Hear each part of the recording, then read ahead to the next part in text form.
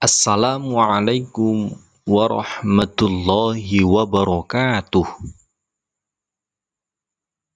Anak-anak, pada hari ini kita memasuki pembelajaran yang keempat, yaitu tentang zakat, infak, sedekah, dan hadiah. Mari kita awali pelajaran hari ini dengan bacaan basmalah. Bismillahirrahmanirrahim. Bab 4 ini yaitu tentang zakat, infak, sedekah, dan hadiah. Anak-anak lebih fokus dalam memahami materi pada bab 4 ini. Simaklah materi selanjutnya.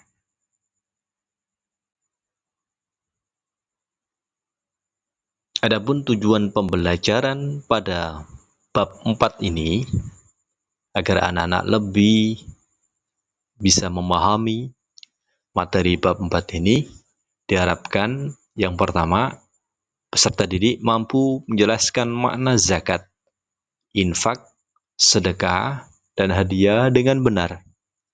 Yang kedua, anak-anak bisa membedakan makna zakat, infak, sedekah, dan hadiah dengan benar. Tujuan pembelajaran yang ketiga, anak-anak mampu mempraktikkan makna zakat, infak, sedekah, dan hadiah dengan benar.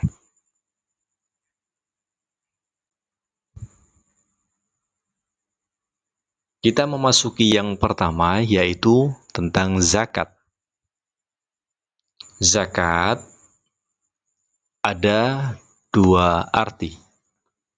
Arti zakat yang pertama menurut bahasa adalah berasal dari kata zakka, yuzakki, tazkiyah, yang memiliki arti bersih, suci, dan bertambah. Zakat menurut istilah yaitu mengeluarkan sebagian harta tertentu yang diberikan kepada golongan tertentu dengan beberapa syarat. Itulah pengertian zakat menurut bahasa dan juga pengertian menurut istilah.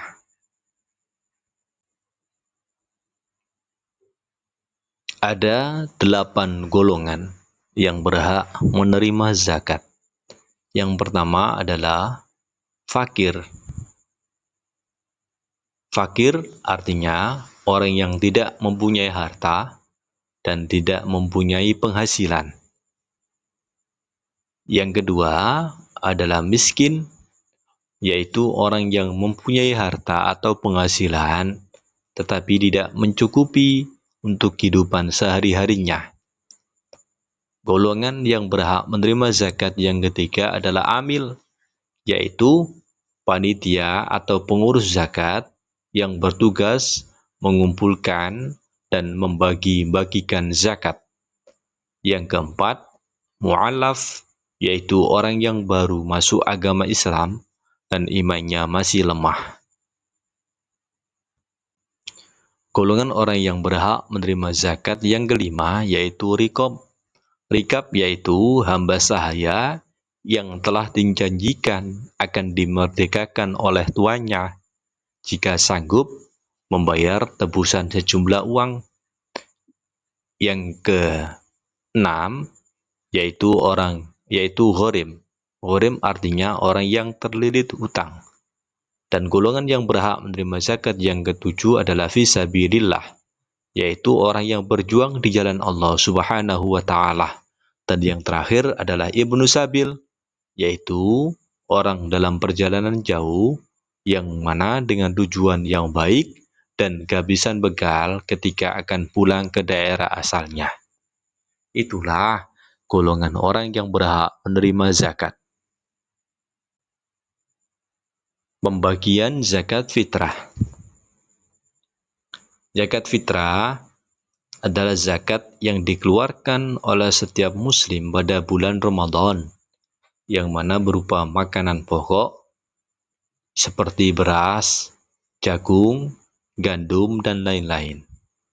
Itu adalah pengertian zakat fitrah atau pembagian zakat fitrah yang harus dikeluarkan, yaitu pada bulan Ramadan. Pembagian zakat. Tadi sudah dijelaskan pembagian zakat fitrah, sekarang pembagian zakat mal atau zakat harta benda. Zakat mal atau zakat harta benda adalah zakat yang wajib dikeluarkan karena menyimpan, memiliki harta benda. Harta benda tersebut berupa uang, emas, dan sebagainya.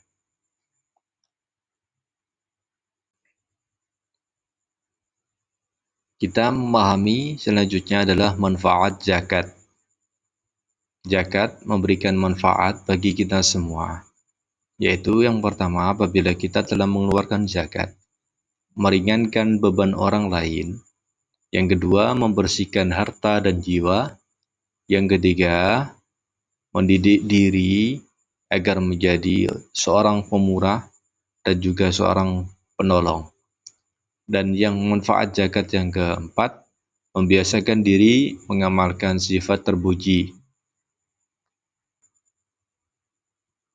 Manfaat zakat yang kelima, sebagai ungkapan bentuk syukur atas nikmat yang diberikan Allah Subhanahu wa Ta'ala.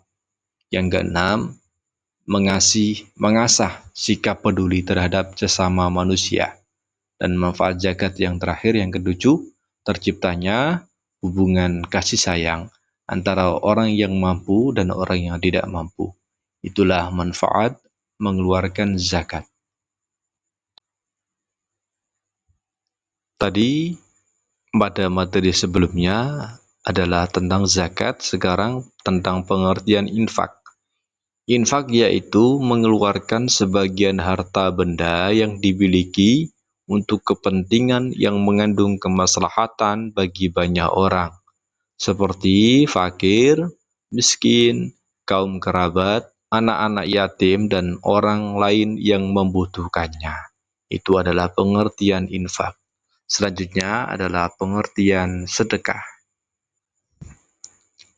Sedekah berasal dari kata sodakoh, yang artinya benar. Sodakoh atau sedekah adalah pemberian harta secara sukarela terhadap seseorang atau suatu lembaga. Sedekah juga dapat berupa materi ataupun dapat berupa non-materi. Itu adalah pengertian sedekah. Selanjutnya adalah pengertian hadiah. Hadiah adalah pemberian secara cuma-cuma atau sukarela kepada seseorang atau suatu lembaga. Hadiah bisa diberikan kepada siapa saja dan kapan saja, atau bagi seseorang yang telah mendapatkan suatu penghargaan. Bentuk hadiah bisa berupa apapun, tidak harus berbentuk uang ataupun barang. Contoh, anak-anak mendapatkan hadiah lomba berupa piagam atau piala, atau bahkan mengikuti olimpiade akan mendapatkan sebuah medali emas atau perak. Itu juga dinamakan sebagai hadiah. Yaitu anak-anak, materi pembelajaran yang keempat. Semoga dengan memahami materi pembelajaran keempat ini, anak-anak dan juga Bapak Guru dan kita semua bisa mengambil hikmah dan pelajaran, yaitu bisa meneladani sikap terpuji dalam kehidupan sehari-hari, yaitu selalu berbagi kepada yang membutuhkan dan juga selalu memberi kepada yang membutuhkan. Cukup sekian anak-anak, semoga materi hari ini bermanfaat. Al-afu minkum, wassalamualaikum warahmatullahi wabarakatuh.